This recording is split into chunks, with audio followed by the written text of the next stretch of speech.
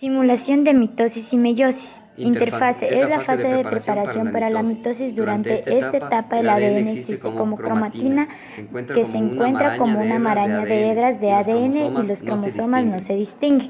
Durante la interfase podemos tener otras fases, como la fase G1, en donde la cromatina está condensada y además se encuentra el crecimiento y formación de orgánulos, en donde tenemos una copia del genoma y una cromatina. Como siguiente fase tenemos la fase S, aquella donde se duplica el ADN y las proteínas asociadas. Seguidamente tenemos la fase G2, que es el crecimiento y la preparación para la división de la célula. En la mitosis, el número diploide de la célula es de 23 pares de cromosomas. Este proceso de reproducción celular solo sucede en las células somáticas y se divide en 5 fases: profase, metafase, anafase, telofase y citocinesis. Profase. Durante esta etapa la envoltura nuclear desaparece, la cromatina se condensa y los cromosomas aparecen. El huso mitótico empieza a formarse.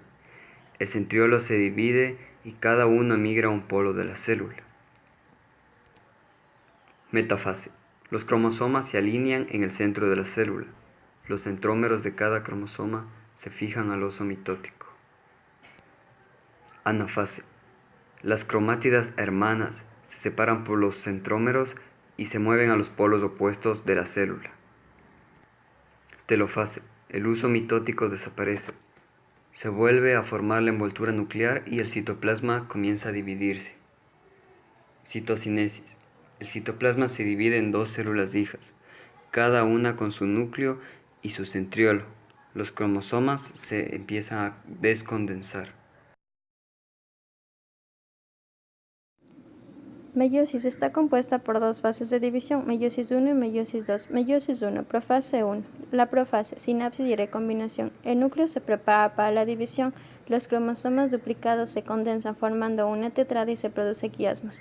Cuando la cromátida de los homólogos intercambia parte de este entrecruzamiento, es decir, sinapsis y crossing over, la envoltura nuclear se desensambla y desaparece, y se forman los microtúbulos del huso mitótico. Metafase 1. Las tetradas formadas aún en sinapsis se alinean al ecuador de la célula. Un homólogo de cada par se dirige a un polo y se une a los microtúbulos del huso por medio del cinetocoro. Anafase 1. Clasificación independiente y segregación. Los homólogos se separan y un miembro de cada par se dirige a un polo de las células. Las cromátidas hermanas no se separan. La alineación y segregación es independiente y aleatoria.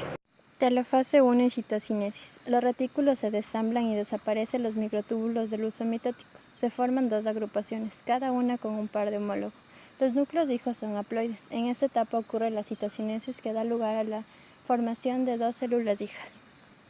Separa las cromátidas produciendo 2 células hijas, cada una con 23 cromosomas haploides, y cada cromosoma tiene solamente una cromátida.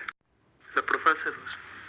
La profase 2 se divide en 2 fases, la profase temprana y la profase tardía. Profase temprana. En esta fase comienza a desaparecer la envoltura nuclear y el nucleolo. Se hacen evidentes largos cuerpos de filamentos de cromatina. Comienzan a condensarse como cromosomas visibles. Profase tardía. En esta fase los cromosomas continúan acortándose y engrosándose. Se forma el huso entre los centriolos que se han desplazado hacia los polos de la célula. Fase 2. Las fibras del huso se unen a los cinetocoros de los cromosomas. Estos últimos se alinean a lo largo del plano ecuatorial de la célula. Cabe recalcar que la metafase 2 se realiza en grupos de 2.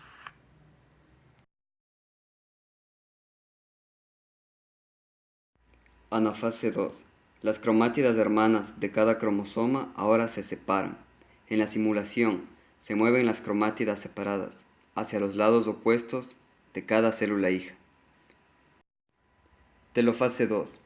En esta etapa la membrana nuclear se regenera y ocurre la citocinesis en cada célula. Como resultado, se obtienen 4 células haploides llamadas gametos.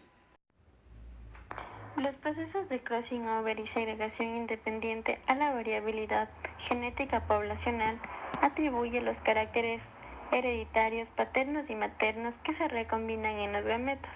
En virtud de estos intercambios, todos los gametos resultan distintos entre sí y quedará garantizada una variabilidad genética prácticamente infinita a los individuos que dieron origen.